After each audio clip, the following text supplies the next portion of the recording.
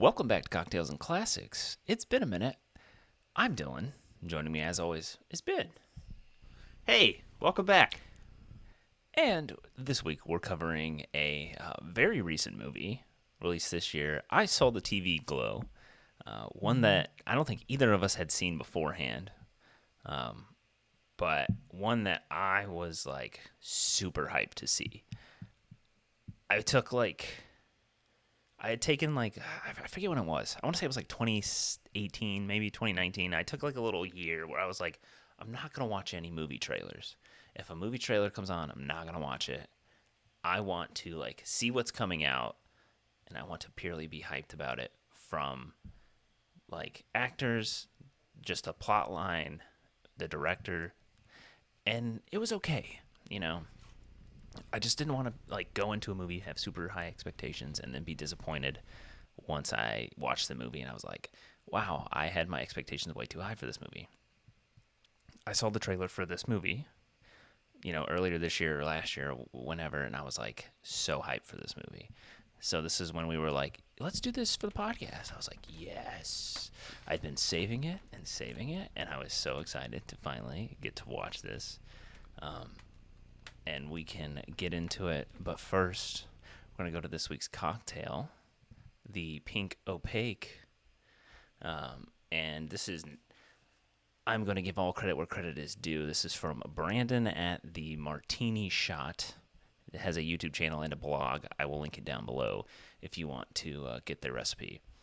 But it is 1.5 ounces of Ketel One peach and orange blossom vodka, 1 ounce of pink lemonade, a 1/2 ounce of watermelon schnapps, a 1/4 ounce of lemon juice, and you top it with sparkling water. And you strain it into a champagne flute. It sounds delicious. He said his mission was to create a blend and evoke childhood summers with a refreshing cocktail, using a blend of watermelon and pink lemonade to create a sweet, nostalgic drink. And this sounds delicious. Maybe you can get this in as it's turning to fall. We're still a little warm here in Michigan, starting to get into that fall weather. I feel like you could probably enjoy one of these out on the back porch before it gets too crisp outside. You better do it quick. You better hit those drizzly and casterlings fast. Well, not in Michigan, but in other parts. It's about to be.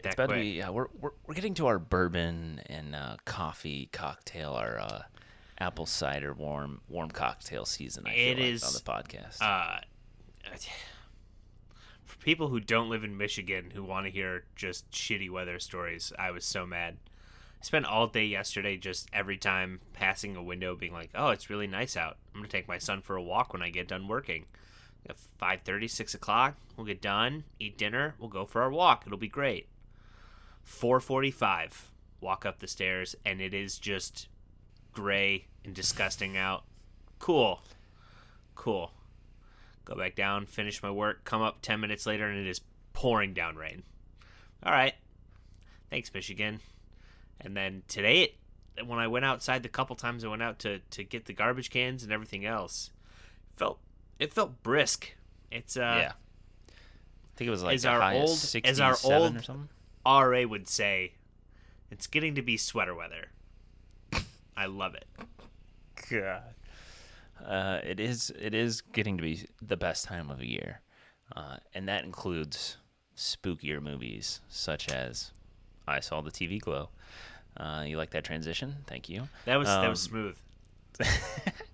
Hit up the caster links below in the description and check out the Martini Shot blog or his YouTube video to hear his review of I Saw the TV Glow, and check out his recipe for the Pink Opaque, which is a tie-in to the TV show and the movie. And send us a picture over at Instagram at Cocktails and Classics Pod to let us know what you think of the Pink Opaque cocktail. And you can check out I Saw the TV Glow on HBO Max or Max as a recording, because we're going to spoil this movie, and it is fairly recent. So, if you want no spoilers, check it out before you listen. I Saw the TV Glow is a 2024 drama horror film directed by Jane Schonbrun. It stars Justice Smith, Bridget Lundy-Paine, Ian Foreman. Helena Howard, Lindsay Jordan, Danielle Deadweiler, Fred Durst of Limp Bizkit fame, Connor O'Malley, who was just kind of out of left field. I'm trying to remember what I know him from. He's in I Think You Should Leave. He's also, I mean, he's just in a lot of comedy shit. But yeah, Okay. when Justice Smith opens the door and like he's like getting a blowjob and he's just like, whoa, and I was like, is that fucking Connor O'Malley? Like he just has like See, such a unique voice. And, like, it's interesting that those are the things you picked up on, because if we want to talk about more of the cast, you'll see which ones I immediately picked up on. um, I did see like I forget the actor's name. There is one of the characters who has a small cameo is from like Buffy the Vampire Slayer. And then the two neighbors who like sit out on the front and when he starts to trip are from Are You Afraid of the Dark? The Adventures of Pete and Pete. Oh, Pete and Pete, that's what it is. And Danny Tamborelli was in a lot of the early Nickelodeon stuff. He was on the original cast of All That. Okay, yeah. And then, what was that show? Oh, I'm gonna kick myself. The one where they had to figure out what the kids like. The kids come on with special talents. They have to guess everything. They have the clues, and then if they say the secret word, they get like the slime and everything. I'm gonna click on Shit. Danny Tamborelli's What was IMDb. that?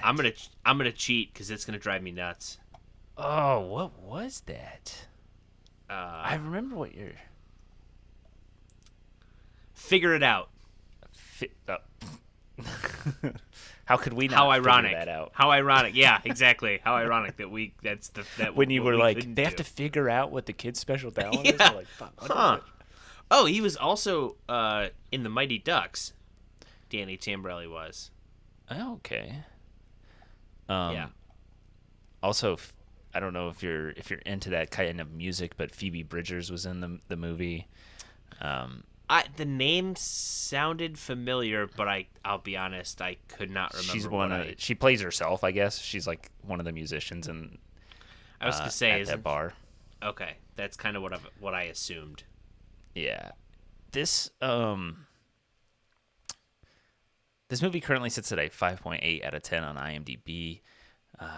The Letterboxd rating is a 3.8 out of 5 or 3.6 out of 5, which I definitely felt like this movie had it would lean better on Letterboxd. I feel like this is one of those movies where I'm like the Letterboxd feels like a place where like there's people who like a little weirder movie who kind of get more movie like art housey movie vibes. And then I feel like Letterbox IMDb is like, definitely more the A24. yeah. And then I feel like crew. IMDb is kind of like general, like anyone will go on there, and I feel like Letterboxd is more niche. So when I saw it at a 5.8, I was like, really? Like, there's no way it's that bad. But but the Letterboxd, I think it's the same on Letterboxd as it is on IMDb. But the IMDb like log line is just not great. It's two teenagers bond over their love of a supernatural TV show, but it is mysteriously canceled. That is one of the top 5 worst plot summaries that we've talked about in the entirety of this podcast. We've been doing this thing for what? 4 years? Almost 4, 5 almost years, yeah. 5? Yeah, that might take... What's the most generic thing about this movie? Two kids like a TV show, and it gets canceled. Okay. Yeah. Yeah. all right. Cool. Yeah. I don't know. I don't know if I should go into my spiel now. But Ben, Spiel. what? Yeah. I have a little spiel that I wanted to go into about this movie. But I'll let you go first, Ben. What did you think of? Like, what was your initial first reaction watching this movie? It was not what I was expecting. I had not watched the trailer, Oh, but I had all seen right. this pop up like on Max. You just raw dog this movie. You were like, I'm just going in But yeah, I no knew nothing insight. about it. I knew nothing about it Okay, other than it was that's with like all the horror scary movies yeah. section on HBO. I don't think this was really a scary movie. No, I think This would there's be a tad of this is like body a horror, but 14, maybe 13, 14, like intro to scary movies. Maybe. Uh, I can tell the director was definitely influenced by shows like Goosebumps and Are You Afraid of the Dark? Especially Are You Afraid of the Dark got a ton of those vibes, which yeah, is weird because I'll be honest, I'm on the younger side of even remembering that show. yeah, But I do remember it, and that was very much what it felt like to me. yeah. Well, I had to look It up because felt more like a weird. It felt like an hour and 40-minute episode of one of those types of TV, like horror anthology shows, more yeah, than it I had to did look up a how old feature Jane film. was because I was like, they have to be similar age because it definitely felt like this was tailored towards I would say like millennial esque age when I because was it's watching like it, that was my thought. yeah, The director had to be. I'd say cutoff would be 30, yeah. but realistically, probably between 30 and 45 is where I would have put them. Yeah, it's kind of like we're at the tail end of it. I would feel like we kind of got the Yeah, goosebumps. We got some of the Are You Afraid of the Dark? I mean, since being like growing up, I've watched Buffy and X Files and a lot of the shows that they're calling back to in this thing. So it's like I get a lot of that nostalgic feeling watching this movie. The thing I wanted to say was, have you ever watched or listened to music or like you go and like experience this piece of art and you feel like it was made for you? Like this specific thing was like tailored to your tastes. Like it was yeah, like a tastemaker thing for you. That's kind of how I feel about this movie. Like obviously I'm a cis white male, so I'm not gonna get all of the deep like transgender. I think Jane has described it as like an egg crack moment where like when you are somebody who is thinking or considering like transitioning or like you don't quite agree with like your birth gender, where you kind of realize like, oh, maybe this isn't who I am supposed to be. Like I can't quite identify with those themes or anything in this movie, but like as far as the nostalgia, it's very David Lynch, the just complete vibes of this movie, the music. When I saw, I immediately, once I started to hear the music, I was like, who composed this movie? And I went and looked it up, and it's like Alex G, who's like a really indie musician. It's like just all this like everything about this movie was like, this is my taste. Like I was ready for this movie when I saw the trailer. I was like, yes, this looks like something I would enjoy. And then I'm watching it and I'm like, yes, this is something I am enjoying. But that was the feeling I kind of got. I was like, this feels like something that felt made to fit my tastes. Had I seen this movie as like a kid or like in my teens, like I feel like this would have been one of those like formative movies. Like I can vividly think of like seeing a movie as like a teenager and it like just shapes your taste as like a kid. For me, is that like that's like The Thing. I saw The Thing around like 18 to like 16 range, and I was like this movie shaped kind of my taste of. Same with Twin Peaks. It's like this is my taste and what I like. And there's a lot of Twin Peaks I feel like here, especially I think it was the revival, like the third season of Twin Peaks, where they kind of talk about in this movie where it's like, oh, That's the what is it called? Was it Double Lunch or something? Like where they talk about like there's like a band that plays in Oh the yeah, show. yeah. Like that is like feels very specific to the Twin Peaks revival because they do that in the Twin Peaks revival like every time in the show it cuts to um fuck what is the bar called in Twin Peaks? I can't think of it. Um fuck, I can't think whatever the bar is. It cuts to the bar and like there is some artist playing like they have like Nine Inch Nails playing some song at the bar. You mean how and in the, this movie did? yes. Well, Literally that was halfway part of the through. part where Yeah. I was like, wait, they're at the double lunch thing that they're talking about that is in the show. Like that's when I started to was like, it's about to get fucky, isn't it? Like they're here and there's like a music in the middle of the thing, and what is happening? I will say this movie to me just it felt like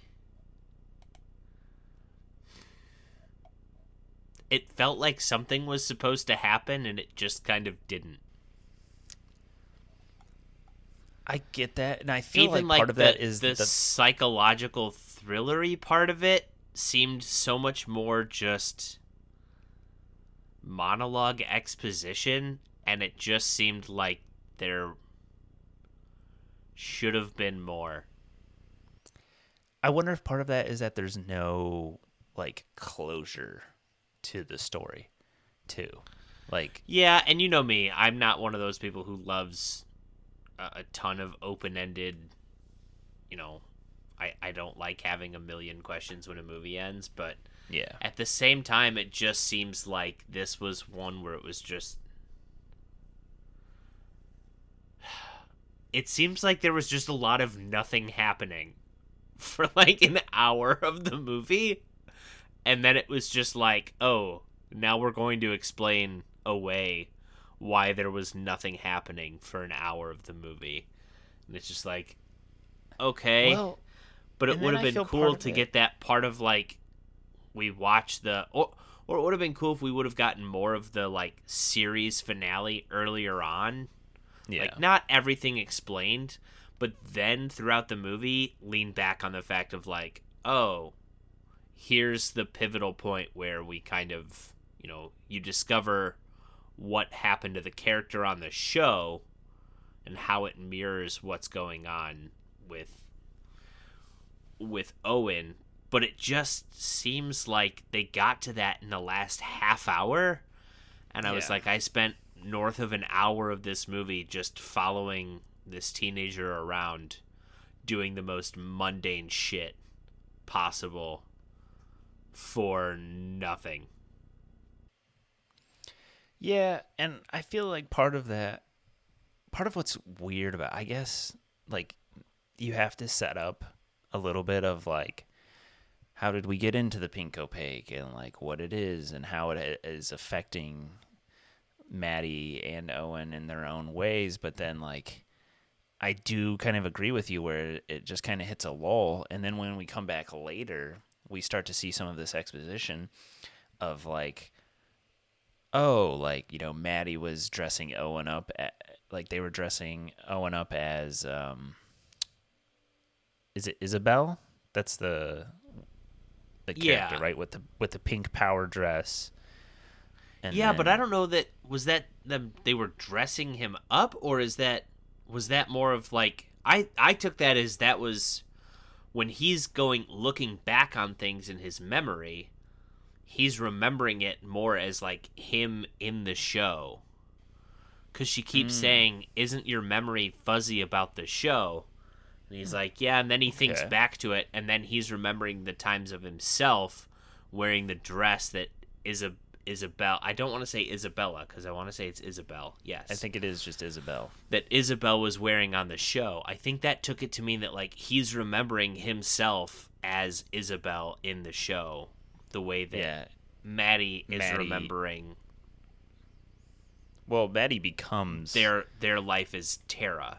Tara, yeah, because I mean, obviously, like the themes of the movie is like transitioning and like gender identity and stuff. So that's like part of the thing that Maddie says is, what is the line? It's like, things about the Pink Opaque, like, it feels more real than real life sometimes. And, along with that theme of, like, finding your real self versus, like, the person you are now, like, and finding that real identity and who you are is, like, that familial, like, that home kind of, like, I don't want to call it horror, but, like, just kind of like a shitty home life.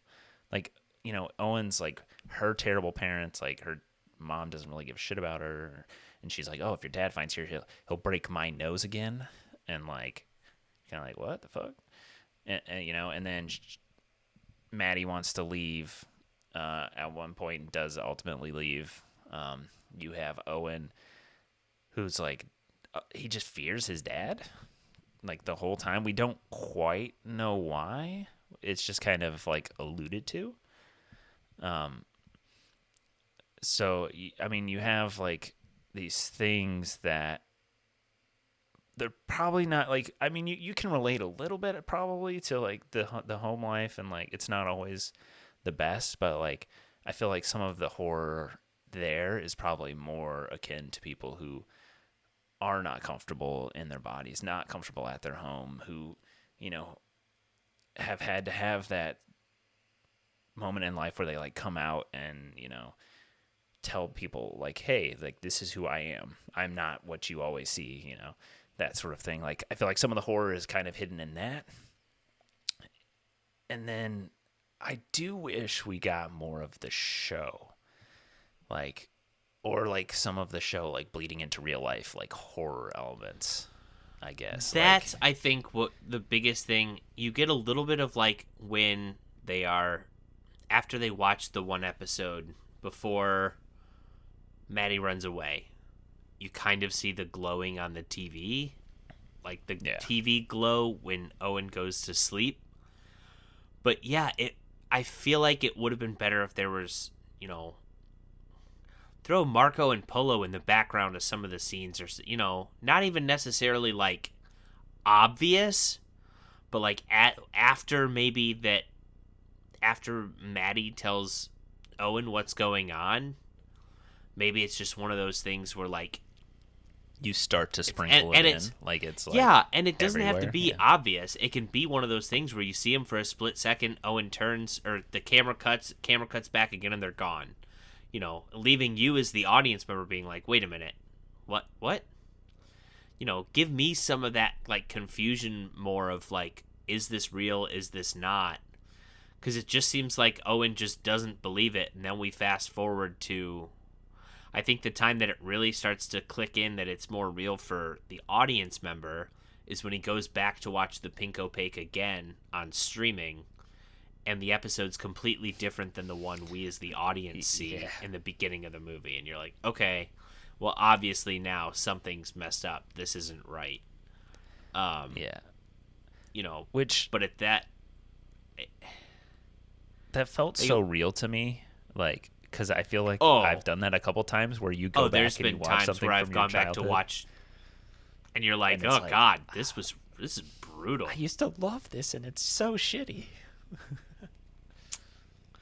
Yeah, there are things that definitely I've gone, and every once in a while, my wife's asleep or my wife and son have gone home for the weekend. You throw on just and one of those go watch shitty the Pink movies. Opaque. You just go watch one of those Okay. shitty movies or, like, shows that you used to love. You get, like, a half hour, 45 minutes. It's like a guilty pleasure, right? I'm not going to do this when people are around. I'll wait till they're gone. Do it privately, like some sort of filthy animal. They can't see the shitty garbage. They can't see that I'm about to watch Three Ninjas. Oh, God. Three Ninjas high noon at Mega Mountain. No one can know I'm about to watch this. Then I'm going to get 20 minutes into it and be like, oh, God, I loved this movie as a kid. It is garbage. I'm going to finish it, but it's bad. I hate that I love this. Yeah. Oh, exactly. Yeah. 100%. Yeah, that's definitely things that I think anyone, especially if you have a significant other, you have that feeling of shame of like, when my wife and kids go to sleep, I sometimes go back and restream the Pink Opaque. And then he's just like, "Oh God, this is dog shit. Oh, this is rough." Yeah, it went from like Are You Afraid of the Dark and like those types of shows, and then it was like just completely a full-on kid show. Which was another thing. I don't have a great memory of it cuz again, was right towards the end of, and I feel like at the time that it was going on, I was much more of a Cartoon Network type kid. But I thought it was also cool that they talked about how like it was the last show on the Saturday night block before it switched. Mm-hmm. Because have you seen the Nickelodeon documentary on? I think it was on Hulu. You're talking about the like abuse one? No, Oh, no, not the abuse one. there's another one. Yeah, I think it was called the Orange Years. Oh, I think I know what you're talking about. I have It came not out in watched like it. 2018. It was like the original, like it's the documentary of like how the network started, all of these things. Um, but they had a block for a long time that was called Saturday Night Nick, and it was Okay. Saturday nights, and it was mostly geared towards older teens. So it made sense that that type of show was like the last show on the Saturday night block, because the young adult network was just Nickelodeon. Yeah. But they always would end it like at like 11 o'clock, and then it went to Nick at Night, which was just like they said, they weren't black and white, but it was always like reruns of old, you know, 80s sitcoms. Or I guess actually when it first started, it might have been black and white, like real old, like My Three Sons or whatever, 60s sitcoms that they would have had cheap access to. But yeah, I thought that was also a kind of a cool, it was a cool throwback to things like that. The nostalgia in this hit me hard. I will give it that. I felt the nostalgia from this movie.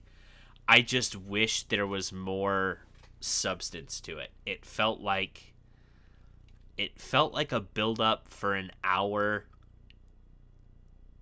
and then the climax of the movie was just not there. It was like lighting like a 3 foot long wick for a dud of a firework.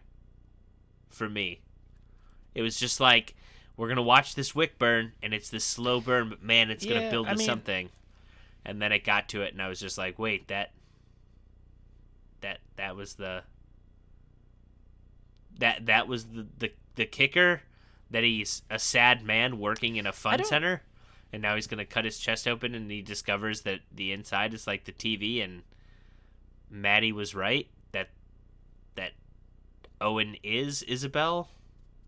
And I get it, the theme of, Owen on the inside is Isabel, not Owen. I understand the metaphor, but I don't know. And again, I'm also willing to openly say this movie it just might not be made for me. And that's okay. If there are people who watch this movie and the message is Yeah. big to them and they get a lot out of it and they feel differently about it, that is awesome. That's perfect. That is the goal in my mind of movies in general. No movie is universal for like everyone's going to love this movie except for Top Gun. But that's just because everyone can find something in that movie. But not every movie is made for every person. I get it. And if this one just wasn't made for me, then it wasn't made for me, and I'm missing out, I guess. I feel like I can agree with the kind of lack of a climax. I do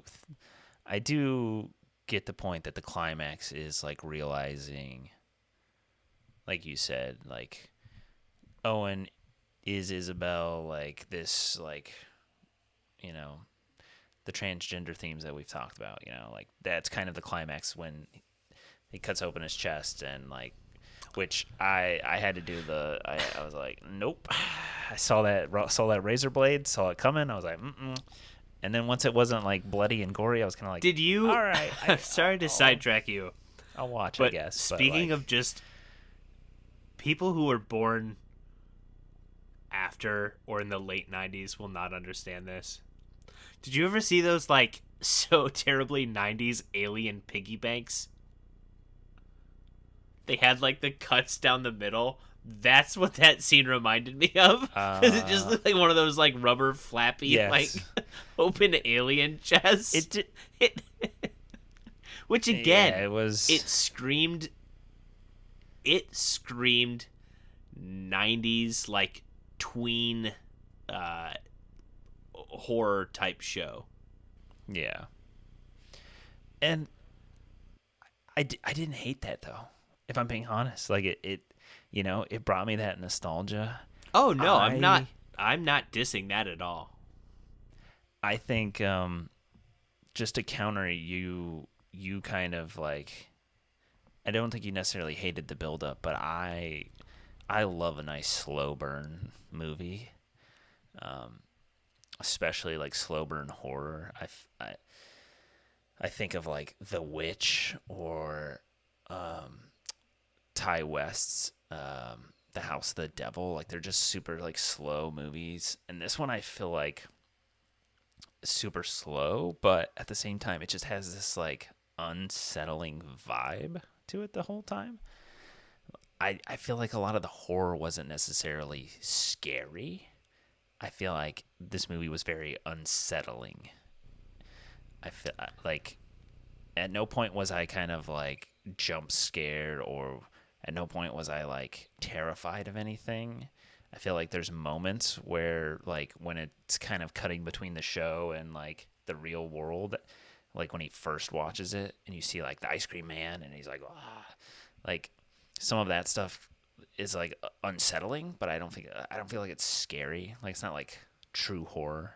And honestly, you know what this kind of reminds me of? Have you ever seen, there's a YouTube video that's like, it's like an old 90s commercial where it's like the kids playing football, and then like some like pro football player shows up and he's like, hey kids, like, and he like, throws the ball to one of the kids and he's like, it's a kablam or whatever, and it's like a soda, and then he like goes to drink it and these like monsters show up with like runny faces and he's like, wah, and it's like just kind of like making a meme of like how like crazy 90s commercials, like that's what this kind of felt like to me. Where like you know, it like that's kind of the aesthetic I got from this, like the old Betamax VHS kind of like look and the way the monsters were made and stuff. But I don't know, I enjoyed the slow burn unsettling vibe. I think I didn't mind set a tone. the slow I think it set a tone burn for the movie. unsettling vibe. But you wanted I a just payoff. feel like there was no payoff for it. Yeah. That was my big kicker, was it just seems like, and again, it could also just be the fact of where this movie sat, you know, in a queue surrounded by other movies that I know have that aspect to it. That maybe that's just what led me to like well, it's gonna happen, you know, something's gonna happen that's gonna take this turn into a more it's scary. horror movie feel to it, and it just didn't seem like that ever came.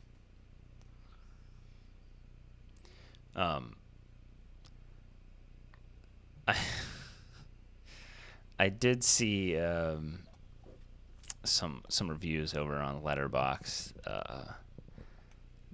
that I would love to share with you, Ben.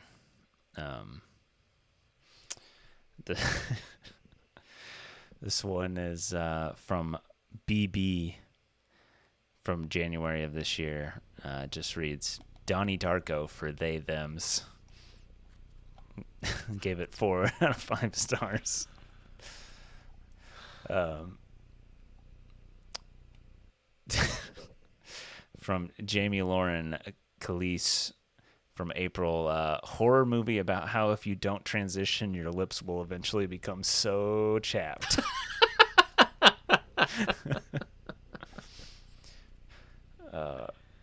The horror of a high school acquaintance suddenly re-entering your life with a non-binary haircut. Oh, God. This is what my mom thought would happen to me if I watched SpongeBob.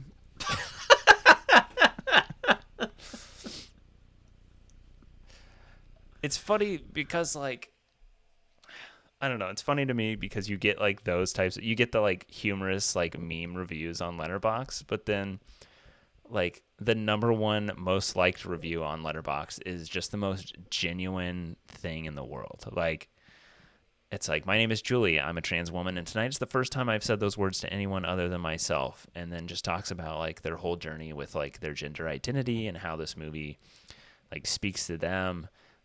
And, like, I saw myself there up on the screen in a way that I never thought I would see in a film.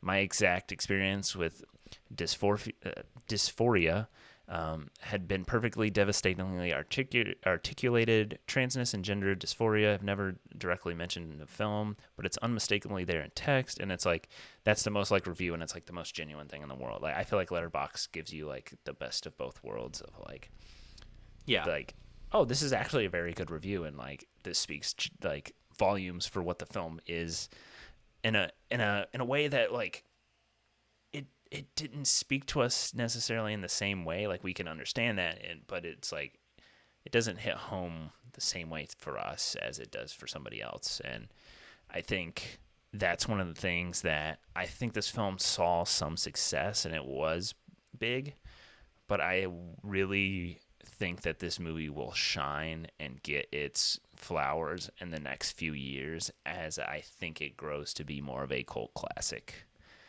I think this is like prime cult classic material. I think this will get like a Criterion Collection release. This will be on streaming for a long time, and I think that this movie is important for people who are going through similar things, just to see that there is representation out there, that you are not alone in the world. And I think this film will find its niche, and I think that the Letterboxd rating is probably more true than the IMDb rating of the 5.8 in my opinion. But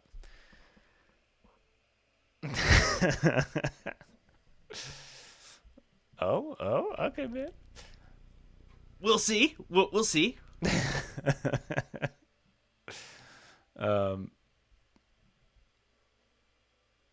Anything else, Ben? No, I don't have much to add about this. Okay. I will say the one thing I definitely would have done differently in this is Okay. when when Owen cuts his chest open and sees the TV screen, and that, because he's laying there. I know it's supposed to be like open-ended, of like maybe he's just imagining things, because then he walks out of the bathroom and he's apologizing to everyone about like ruining the birthday party, and that I would have much rather after that happens, it goes to black screen, it cuts to Isabel laying in the pit, like waking up, and that just be the end of the movie. How much better of an ending would that have been? It would have led you somewhere. It would have given you a bit of payoff, and then boom. I do feel like that's still open-ended enough. She wakes up in the other world. And that's it. We don't show her with Tara. We don't show anything. Just her waking up, and then that's the cut. I just feel like it needs to go somewhere. Yeah. I do feel like that's like open-ended enough to where it would kind of give you that payoff. Like, you'd get the best of both worlds almost. Yes. In the same sense.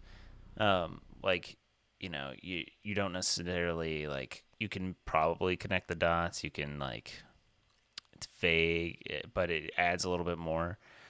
I was kind of like confused a little bit with like what necessarily was going on with Owen's body. Was that's like just living this normal, like what is perceived as a normal life, and like working away at like a day job and doing all this, like that's what eventually happens? Or I was just kind of confused on like why everyone else is the same age and Owen's now like a 60-year-old man in a few minutes. Well, he would have been 40, in his mid 40s at that point. Yeah, I guess. Yeah, I guess it was like what 20 So you years got to think later. it starts 1996, then they jump forward 2 years, then they jump forward eight.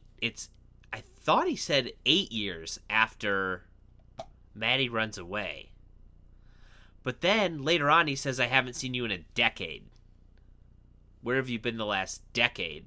So I'm really confused where the time jump is there. Because when he's working at the movie theater, he said it had been 8 years, which would have put him, if he was in seventh grade and then ninth grade, so he was probably 14, then an 8 year jump would have put him at 22.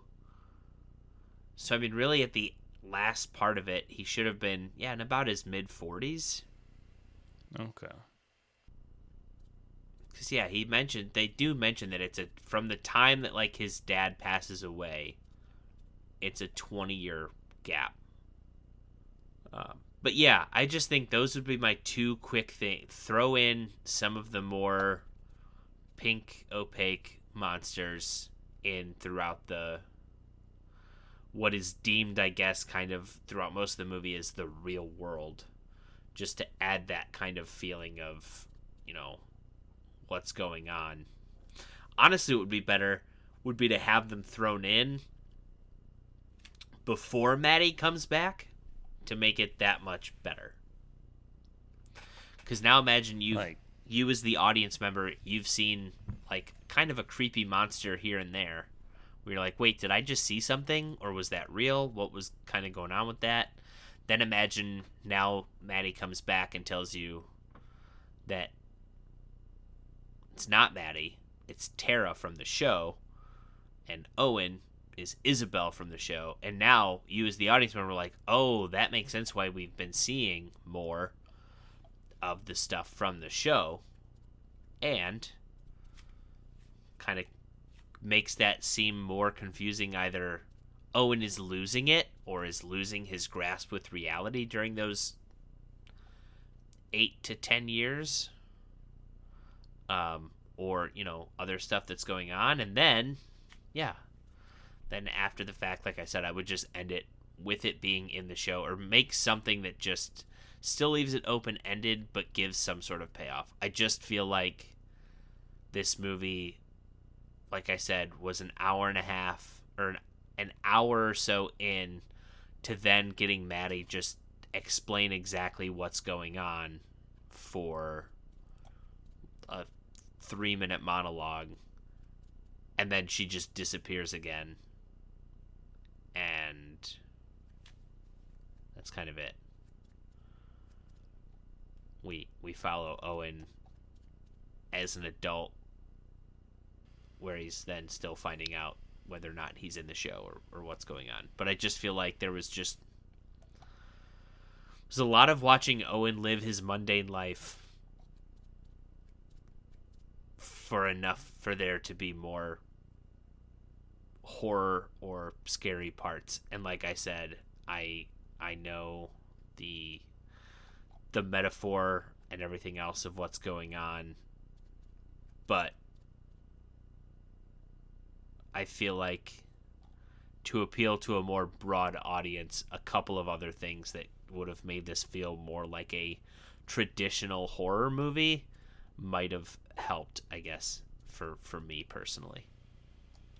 Yeah. It is interesting. I was I was reading like part of the trivia, and it was talking about like, um, it's like multiple 90 stars are included in the film. Michael Morona and Danny Tamborelli. Tamborelli, known for the Nickelodeon series The Adventures of Pete and Pete, show up for a brief moment. Fred Durst, lead vocalist of Limp Bizkit, who was also a fairly significant role in the film. In an interview with Vulture, Jane Schoenbrunn said their inclusions were less about reverence and more about being haunted by these familiar faces. They referenced these faces being ingrained in their subconscious as a child of the 90s, and how they found it interesting to bring these faces back to the screen after so much time. I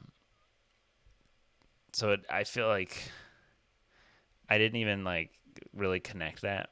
I mean, there's obviously the cameos from those people, but then like, like I didn't think about like Fred Durst. Oh yeah, like Limp Bizkit was big in the 90s.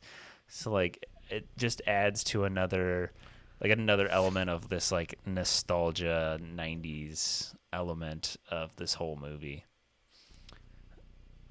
Yeah, I'll be honest. The biggest thing I remember about Fred Durst is the line, in the Eminem rap. Wow. That's about Ben, it. you're Was not. not a Limp Bizkit guy? No. Shocker. You I didn't do know. it all for the nookie? No. No, and the fact that you said that makes me cringe on the inside. Send an Well, we'll just uncomfortable keep shiver rolling, down my spine. and Oh we'll go on God! to our review. No, no, bad, We'll just bad transition, bad move. I don't like it.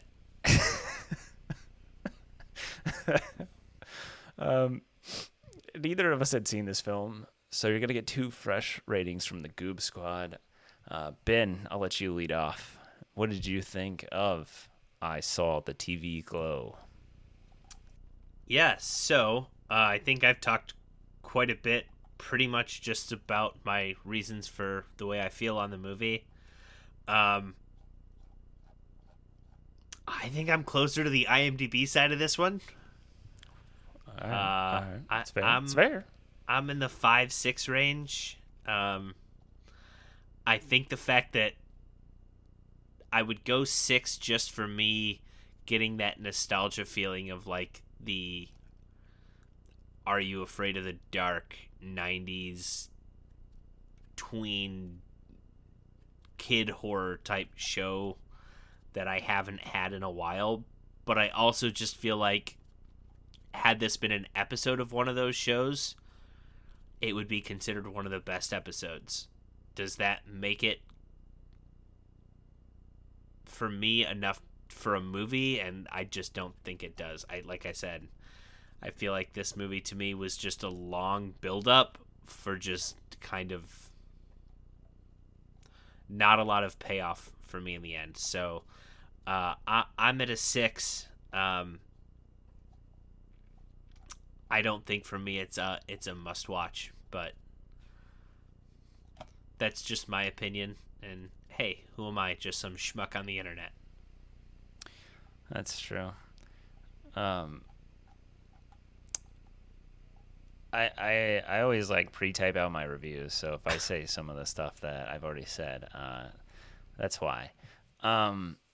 But I think to your point that you're like, I think it's like a 5 or a 6. Like, I think at the same time, while I think this movie is personally better, I think the thing that I also like about this movie is that I feel like after we're done talking about it and I lay in bed tonight, I'm going to be thinking about this movie. I think I might be thinking about this movie for the next couple days. And I've said this before on the podcast. Like, I like a movie that kind of sticks with you and you're going to think about it. I saw another review that somebody had said, and they compared it to like House, which is another one where I liked it and most of the other people didn't like it.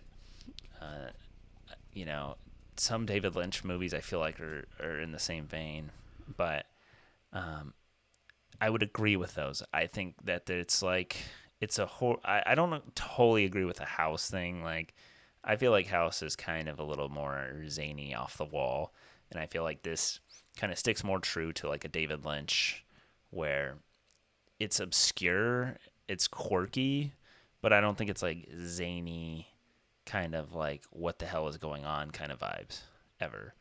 Um, but as far as my review, I have not seen any of Jane's films before, and I didn't really know what to expect as far as their filmography or their style of filmmaking. I had seen clips, or I've heard people talk about what's the other movie? Who all's going to the World's Fair, or we're all going to the World's Fair. Uh, I've never seen it, but I've seen like people talk about it and all that, and it just looks like something that I wouldn't necessarily gravitate towards because it's kind of like webcam footage. It looks like, um, but not knowing anything, this is like such an ambitious film. I think it definitely feels like something A24 would make, and so that relationship kind of makes sense to me of this like unique horror film. Um, and like I said earlier, I feel like sometimes you watch a movie or listen to an album and just like a piece of art, and it just feels like it's made for you. And I got that with this movie. And while I don't identify with the themes of gender identity or the allegory of being transgender, I loved a lot of these weird ass shows as a kid, and the influences of like Buffy the Vampire Slayer and David Lynch and the super indie music soundtrack and the Alex G score and just the aesthetic and the vibes and the cinematography was so good in this movie. Like it is, I don't think it's like a masterpiece, but it's one of those things where it's like it's its own world. Like it felt like a unique perspective on the world and the unique perspective of like visually like what I'm experiencing, and I love that, and it's something I gravitate towards. And I think this movie, like I said earlier, it'll be super important for people who are looking for representation or going through similar like things. And it's important that they see themselves and see these stories because it might help with something that they're personally going on with. And I think this movie will reach its cult classic status down the road. And I think it'll get more love years to come, and I think it'll find its audience, and I think it'll get discussed a little bit more. I feel like since it came out, I don't know many people who are talking about it as much, and it gives me the vibe of a movie where it's not for everyone. I think general public is not going to love this movie, if I'm being honest, and that's okay. Like I think that's why cult classics exist. Like, are they generally the best movies? No. Do people really enjoy them? Hell yeah. Did I really enjoy this movie? Yeah, I did. I'm gonna give it an 8 out of 10. I do agree with a lot of points you said, Ben, of where there's not quite as much payoff. It is kind of like a slow burn to kind of like, I feel like there's more wick left that we could keep going and get some more. I don't necessarily think it fizzles out, but there was no bang. I did see that Jane had discussed that they have an idea for a sequel, or that there is more story to tell down the road. What that is, I would be interested to see. I don't know where you would go from here. Unless you go back into the actual like Pink Opaque of it and kind of wrap up from there. Which would be cool.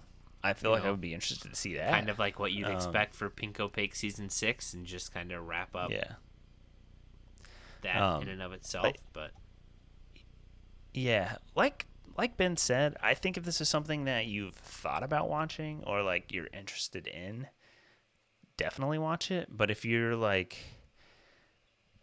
just on the fence and you're like, it doesn't really look like something I would enjoy, I feel like you're probably not going to like it. If you go in with the notion that you're not going to enjoy it, I feel like you're not going to enjoy this movie. Like, it does feel a little niche. It does feel a little quirky and weird.